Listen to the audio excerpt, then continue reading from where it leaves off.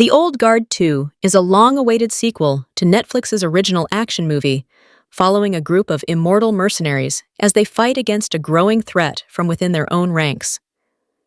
The Old Guard 2 received fairly underwhelming reviews from critics, with many complaining that it didn't quite live up to the compelling storytelling of the first movie. However, one thing The Old Guard 2 does really well is explore how the rules of immortality are much more complex than they initially seemed. The role of a sequel should always be to expand the world and develop the characters in ways that audiences wouldn't expect, and The Old Guard 2 certainly does that. The Old Guard 2 makes a huge change to the lore of this unique franchise, revealing that Andy's loss of her immortal powers in the first movie wasn't a coincidence, but rather a consequence of Niall stabbing her. Through the records in his library, Tua realizes that Niall may be the final immortal, and it was her blade that ended Andy's powers.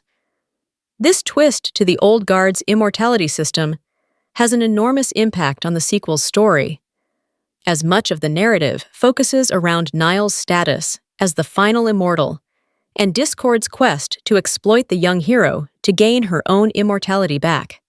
It's unclear exactly what it means to be the final immortal, but it's evident that Niall has some very powerful abilities. As Tua and Booker learn from the former's extensive library, the final immortal was long understood to be a myth, a person with the ability to transfer immortality between other people at their own whim. It's clear that Niall really is the final immortal because, over the course of the Old Guard 2, she steals the immortality of both Booker and Quinn. Niall also destroyed Andy's healing powers in the Old Guard, despite not knowing her special status. There's no official confirmation in the first movie that Niall was the one responsible for demoting Andy to regular mortality, but the sequel finally confirms this.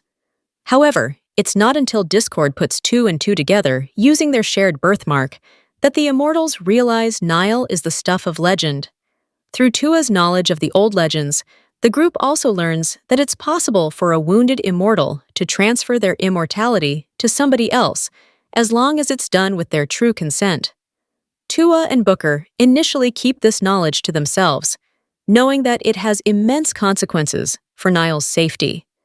The Old Guard is clearly aiming for another sequel in the future, and this expanded lore does a great job of making the universe feel richer and more complex.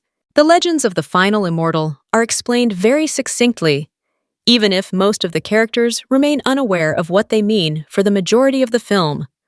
Only Tua and Booker know the complete truth, and it's the latter who ultimately sacrifices his own immortality to restore Andy's healing powers.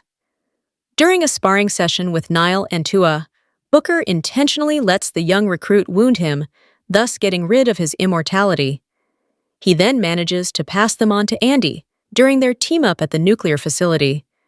Booker understands exactly what he is doing when he passes his immortality to Andy. Even though Tua thinks his actions are reckless, he seemingly sees this as a way to atone for his prior betrayal in the first movie. There doesn't seem to be a specific action required to transfer immortality. Booker's meaningful thoughts appear to be enough. The Old Guard 2 does a great job of tracing the path of Niall's powers throughout the film. She first wounds Booker during their duel, then Booker manages to transfer his powers to Andy, and this allows Andy to survive her encounter with Discord in the Old Guard 2's ending sequence. Although the Old Guard 3 hasn't officially been confirmed by Netflix, it's very obvious that the sequel's writers are setting up some kind of grand showdown between Andy and Discord beyond what happens in this movie. By giving the character her immortality back, the film clearly sets the stage for this duel in a very exciting way. Throughout much of the Old Guard 2, Andy's newfound mortality means she can't always put herself in danger like she's used to. The character has to reckon with the possibility of death for the first time ever, and this triggers a very important development in her character, a sense of purpose that's only heightened by Booker's sacrifice later in the film.